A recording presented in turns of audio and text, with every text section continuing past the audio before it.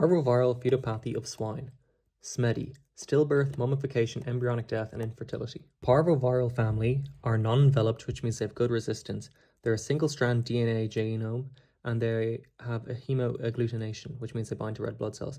They replicate in dividing cells or by using helper viruses, and they're good antigens. They're stenoxin, which means they have a narrow range. The occurrence is worldwide in pig regions, but it's less frequent in Australia and New Zealand. There's now a vaccine, which means there's no economic loss. Etiology of the disease. So porcine parvovirus 1 is a single-strand virus. It's non-enveloped. It replicates in the nucleus, and using cellular polymerase, it replicates in dividing cells.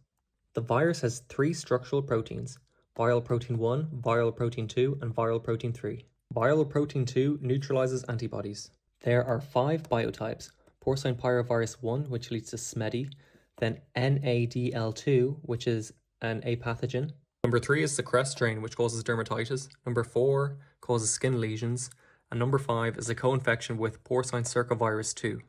The epidemiology of the disease, it's in swine only, and this is because of stenoxin. It has a lifelong immunity, and it's seropositive.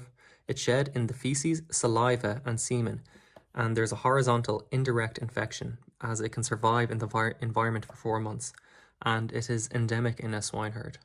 The pathogenesis. So the infection occurs through the oral route, and the primary replication occurs in the lymphoid tissue of the throat and small intestines, which is the gullet. It then enters the bloodstream and becomes cell-bound. It causes viremia for 1 to 7 days, and this happens in the macrophages. It then goes into dividing cells and crosses the placenta, and then it goes into the fetus, and this is where the second replication takes place. This happens about 2 weeks after the infection. Clinical signs can be seen in the fetus: SMEDI, stillbirth, mummification, embryonic death, and infertility. Clinical signs can be seen in seronegative sows. These clinical signs are SMEDI, and abortion is not frequent. The sow will have respiratory signs, vesicular disease, and it returns to estrus after 5 to 8 weeks. What happens to the fetus depends on the time of the infection. Before 6 weeks, there's no effect. Before 1 month, 30 days, there's reabsorption, and before 70 days, there's mummification, and before 115 days, which is when the piglets are due, there's non-viable piglets. They're weak, and they can be mummified, or they have myoclonial congenita. The postmortems. So there's no characteristic lesions. In the fetus, you can see autolysis or mummification. Histopathology, you can see lymphoid infiltration, calcification of the placenta, hepatitis, nephritis, and the increase of mononuclear cells. And for the diagnosis, you can look at the clinical signs, post-mortem lesions, detect the PCR, the IF, and the HA, and you can detect antibodies to see if the vaccine works using a HIA and a VN.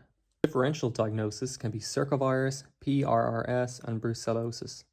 For the treatment, nothing's really done. It often happens too late. For prevention, there's vaccination. Maternal immunity lasts 6 months, at 6 months or before the first pregnancy, and an inactivated form of a virus is used. Porcine parvovirus 2 causes SMEDI in China. Porcine parvovirus 3 causes hocovirus, which is respiratory, and porcine parvovirus 4 to 7 causes reproduction disorders.